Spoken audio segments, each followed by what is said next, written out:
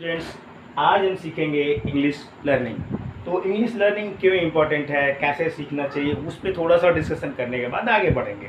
देखो, किसी भी चीज़ को सीखने का या किसी भी घटना को देखने का एक 5W एंड 1H का एक रूल होता है। उसको हम इंग्लिश लर्निंग पे अप्लाई करेंगे, उसके बाद आगे बढ़ेंगे, थोड़ी चीज़ें देखेंगे इसमें क्या है। तो आज बेसिक्स देखेंगे, सीखना क्या है, क्यों है और कैसे है, राइट। तो हमें सीखना क्या है, सबको पता है, इंग्लिश लर्निंग। उसके बाद आता है वाई, क्यों भाई लर्न इंग्लिश सीखना क्यों है। इंग्लिश सीखना इसलिए है कि इन हायर स्टडीज आपको इंग्लिश पढ़ना होता है, मतलब सब्जेक्ट्स होते हैं जो इंग्लिश में होते हैं। आपको जब काम करना होता है, मैं काम करता हूँ ऑफिस में, मुझे पता है सारा इंग्लिश में होता है। जो हाई बुक्स होती हैं अच्छी, वो इंग्लिश में होती हैं।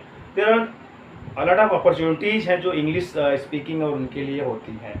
तो इसीलिए सारे लोग इंग्लिश सीखना चाह रहे हैं। और हमारे देश का जो मेजर एक्सपोर्ट होता है, जो आईटी कंपनीज होती हैं, वो इंग्लिश के बेस पे चलती हैं, बीपीओ और उसके हिसाब से। थोड़ा सा डिटेल पॉइंट है। तो सीखना हमको इंग्लिश है, क्यों सीखना है। थर्ड है कि कैसे सीखना है, हाउ। तो इंग्लिश सीखने के लिए दो तरीके हैं दोस्तों। एक तो बर्थ इन्वायरमेंट है, बाई बर्थ इन्वायरमेंट, यानी आप इंग्लिश स्पीकिंग कंट्री में अगर पैदा होते तो आप बाई बर्थ इंग्लिश बोलते। जैसे हम लोग फराटेदार हिंदी बोलते हैं, या कोई हमारा गुजरात में पैदा है तो गुजराती बोलता है, बंगाल में पैदा हुआ तो बंगाली बोलता है।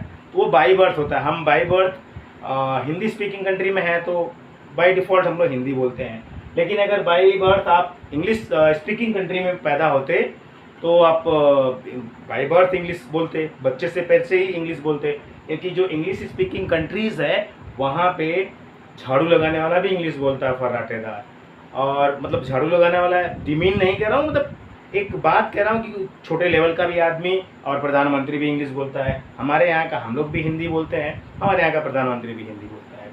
तो ये हो गया बर्थ। आप अगर इंग्लिश स्पीकिंग कंट्री में रहते तो आप इंग्लिश ही बोलते पैदा होते ही, और बड़े होते तो आप इंग्लिश बोलते। तो सीखने की कोई ज़रूरत नहीं, फिर आप हिंदी सीखने आते, राइट। अब हमें क्या है कि भाई दूसरा रूल है, वो है बाई लर्निंग रूल्स। अब कोई और लैंग्वेज सीखना है तो आपको उसके रूल सीखना होगा, और ग्रामर सीखना होगा, उसका रूल सीखना होगा, उसके जो पार्टिसिपल और इंग्लिश की मैं बात करूँ तो वो चीज़ें सीखनी होगी, तब जाके आप सीख सकते हैं। तो हमारे पास चॉइस, अब जाके जन्म लेना तो है नहीं इंग्लिश कंट्रीज में। So we have to learn by this way, by learning rules. English के रूल्स और ग्रामर सीखना, उसके सेंटेंस फॉर्मेशन, टेंसेस सीखना, वर्ब्स एंड ये सारी चीज़ें वो हम आगे देखेंगे। तो ये दूसरा तरीका हो गया। अब आते हैं हम कि अब इंग्लिश में सीखना है हमें। अब शुरू करेंगे हम लोग टेंसेस के साथ में।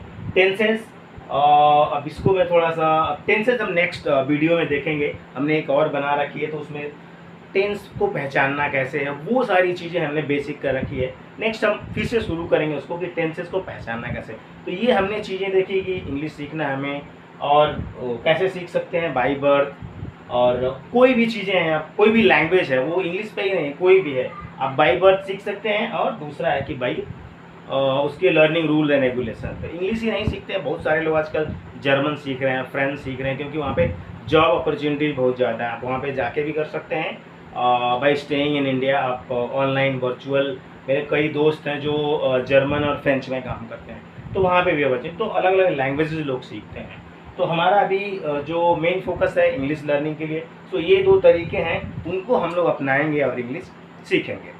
तो इस तरह से नेक्स्ट अब थोड़ा ही रखते हैं शॉर्ट, और नेक्स्ट वीडियो में हम लोग देखेंगे टेंसेस को कितने तरह के होते हैं, कैसे उनको पहचाना जाता है इंग्लिश लर्निंग में। दोस्तों मैं भी 6 के बाद ही 6 के शुरू किया। वैसे हम लोग का 5th क्लास में था जब मैं पढ़ता था, तो आ गया था इंग्लिश। तो हमें लगता था यार इंग्लिश अभी क्यों आया, उसको आगे मतलब 6 से आता तो।